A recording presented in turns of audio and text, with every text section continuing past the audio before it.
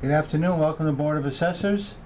We are here July 31st, Tuesday, 2018, and LCAT will be filming our meeting, and we also tape our own meeting, I think today, and no one else will be witnessing or taping our meeting.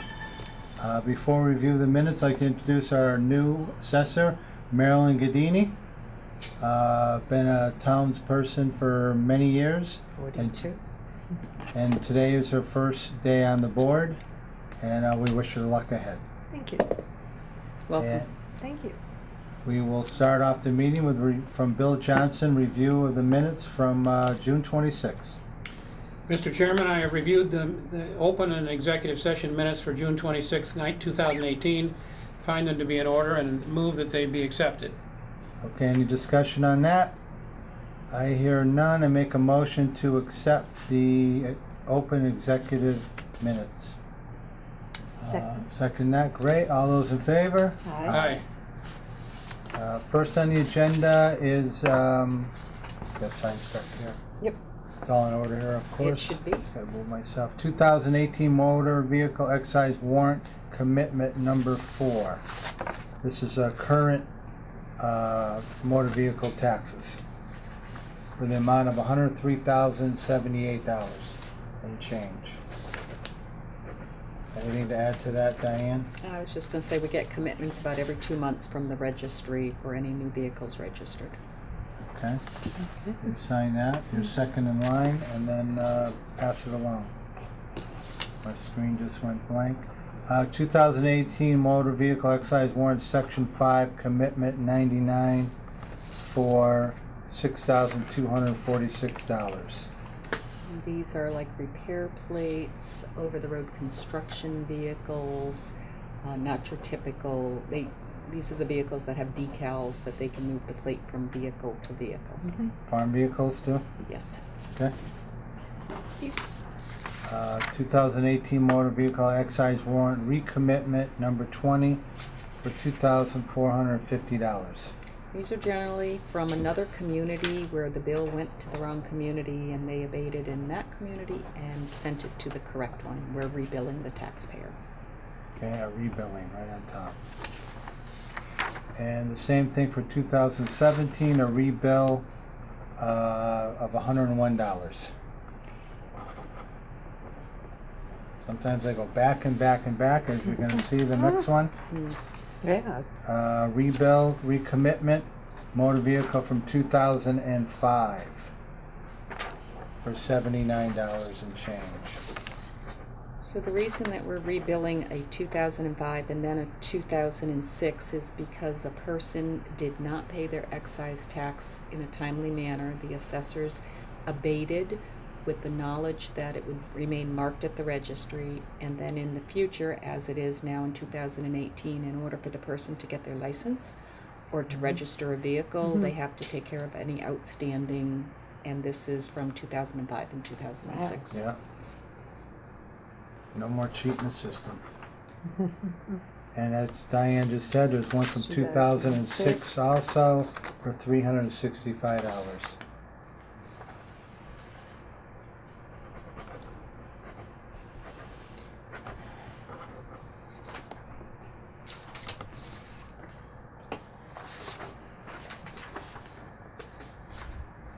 And then the sign for the total of those two?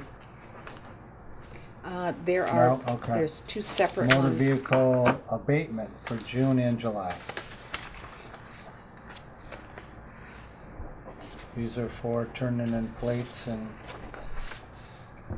selling cars, right? Yes. Sorry.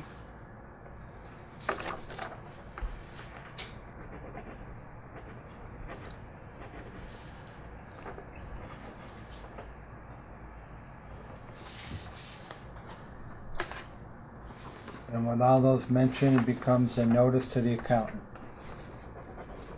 Total amounts, they take care of it from there. Mm-hmm. What's your rating?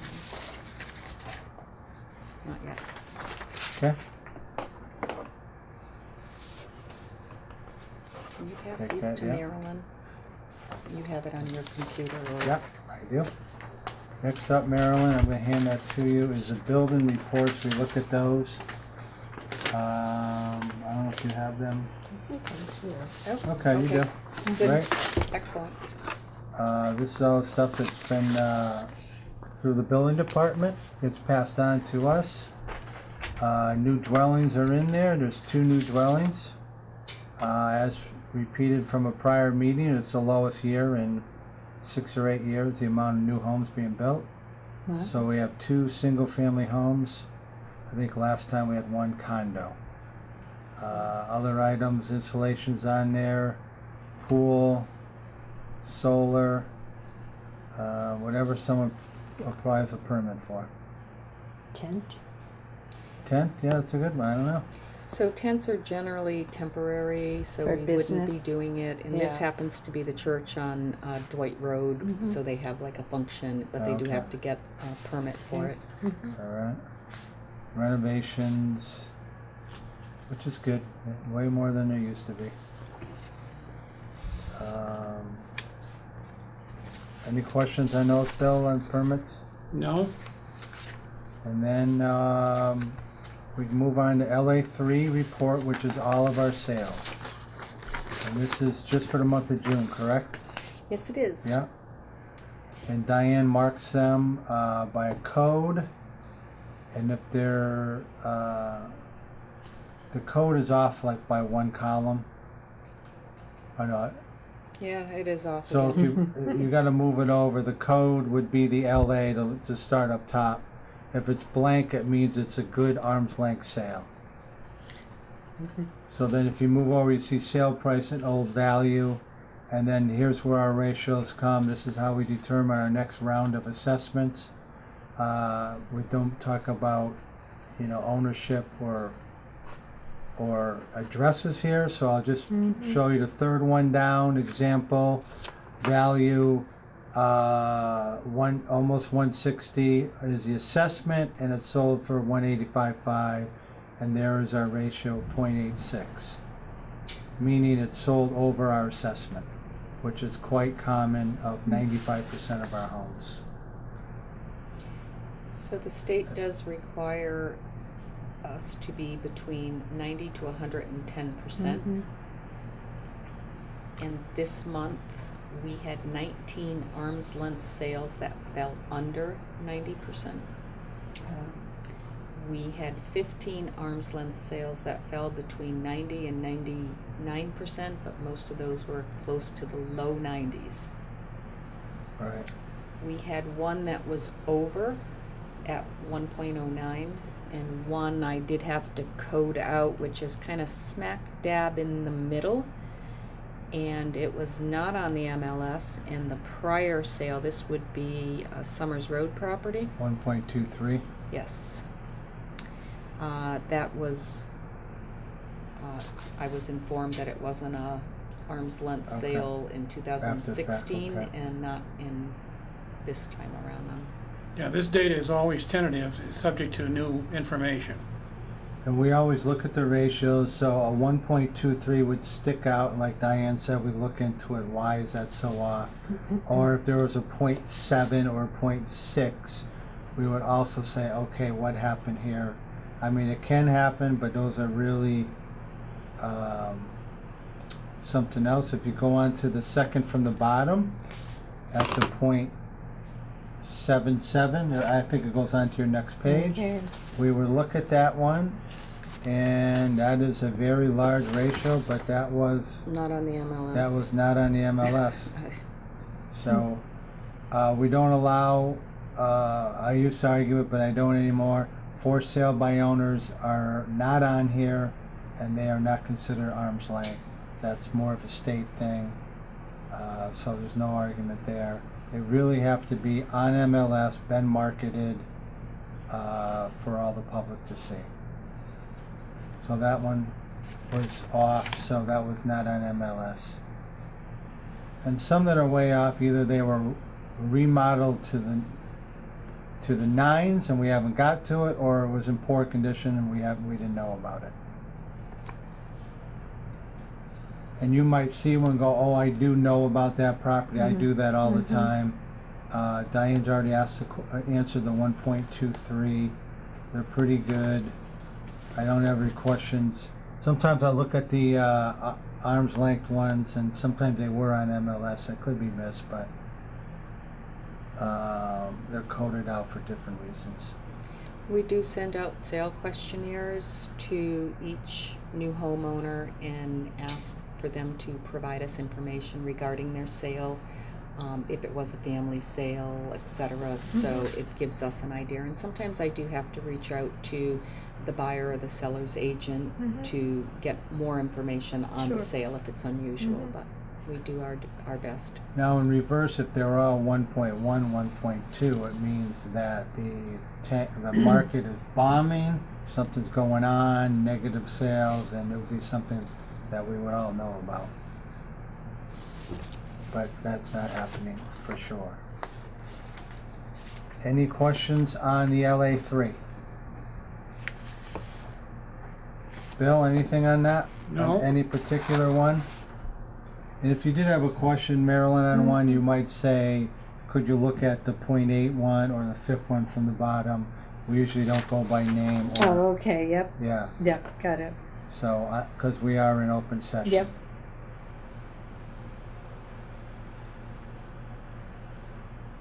There's some, like I said, you might know more than others.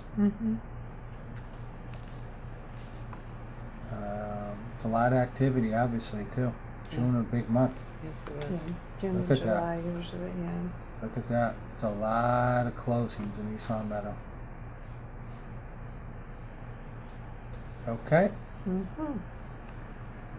Moving on from that, we are director's update.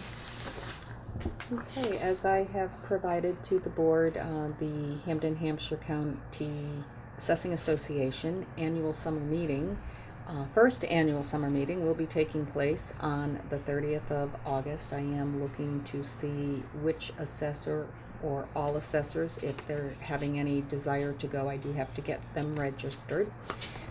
We will be having our guest speakers will be the new executive director of the MAAO, which is the Mass Assessing Association of Officers, and the president of the MAAO, which is Bill Mitchell out of Leominster. So please let me know before you leave today if you do have an interest in attending so I can get you registered.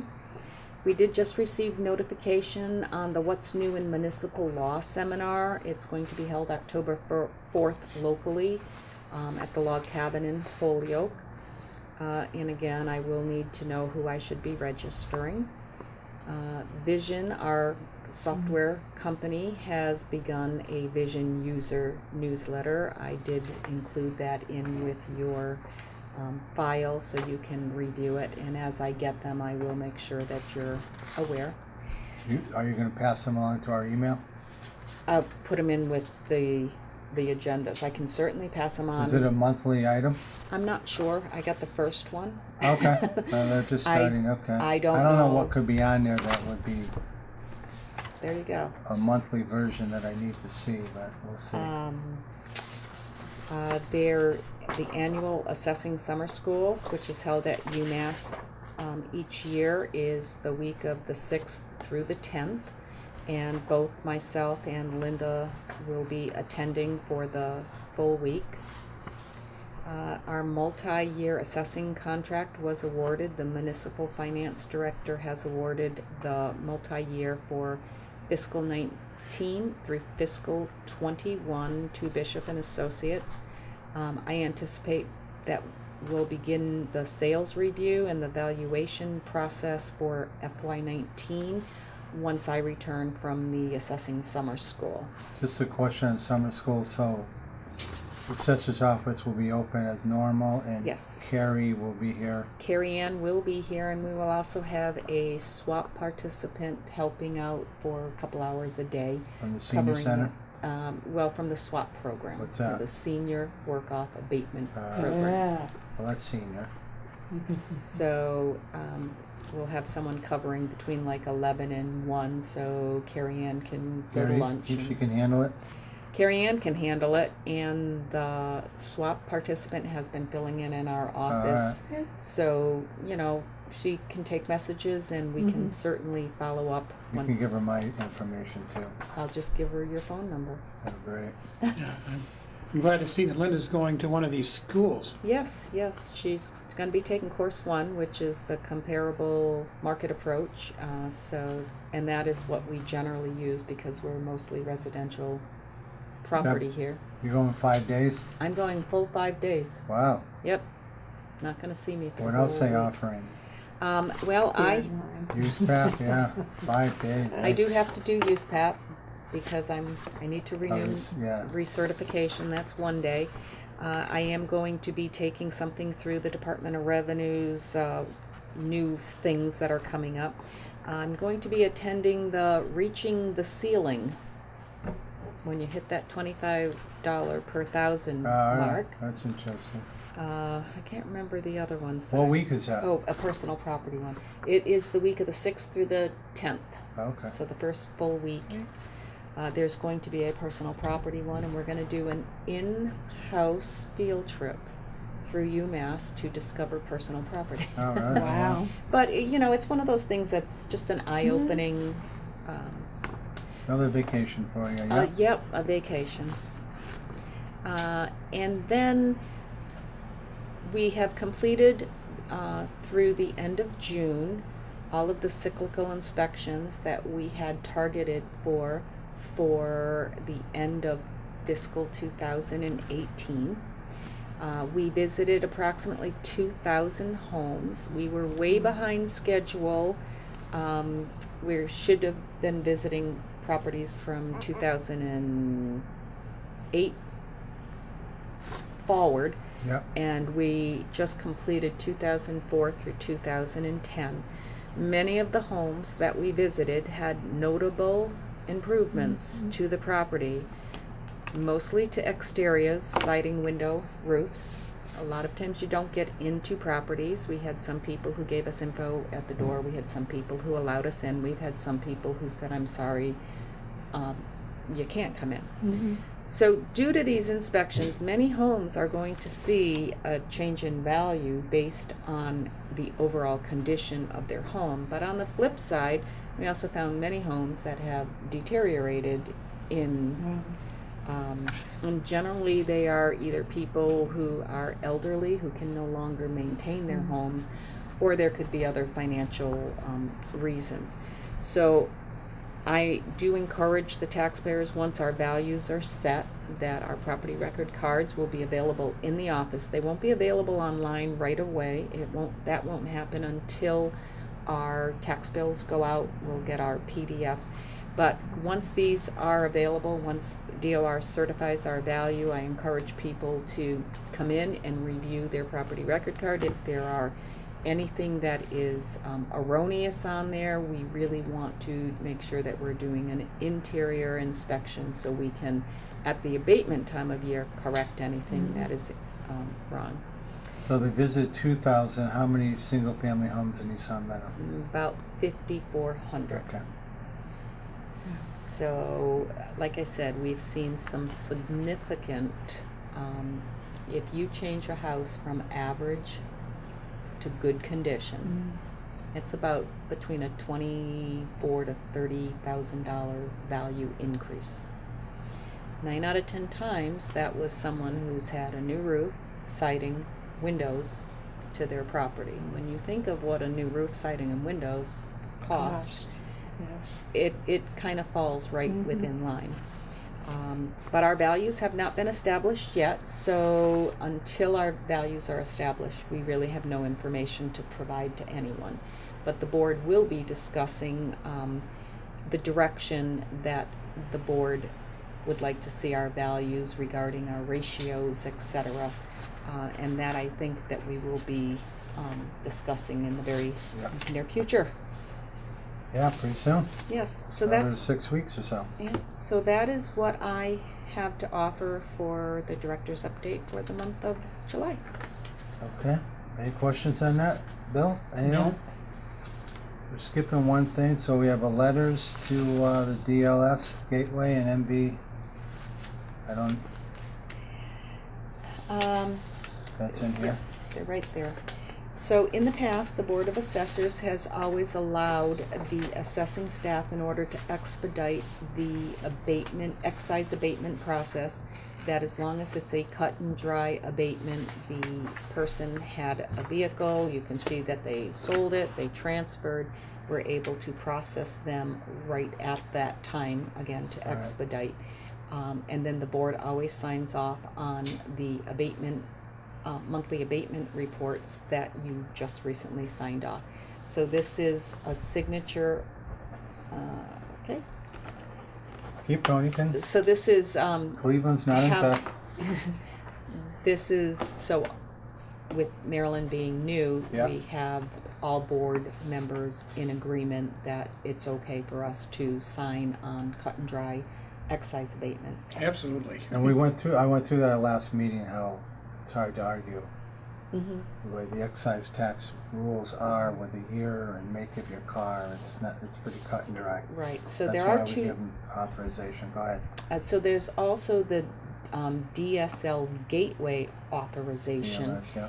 and that one is for whenever I have a form that the assessors need to sign off, and then I have to upload it into the gateway system for DOR to review. I always make sure I have your signatures on file. I now need a authorization for me to then go in, upload it, and say, I have your authorization to do that. So nothing goes on to the gateway system until you have officially signed off. Sign those two, please. Oop, I'm out of order here. And we already did the summer picnic, so we don't need to repeat that. Correct, I just need to know who's going before you leave tonight. I'm not going. I will be going. Good. Kelly, you going? I have to check my calendar.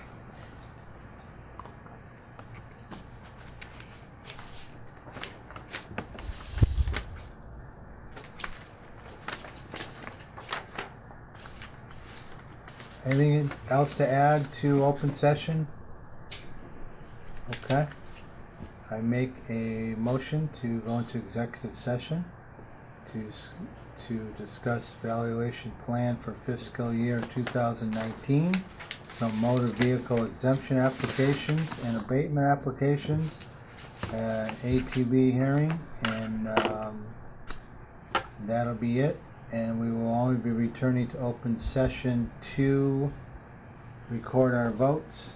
I'll take a roll call vote. Bill Johnson, Yes. Marilyn Gadini, Here. Martin Grudgeon, yes.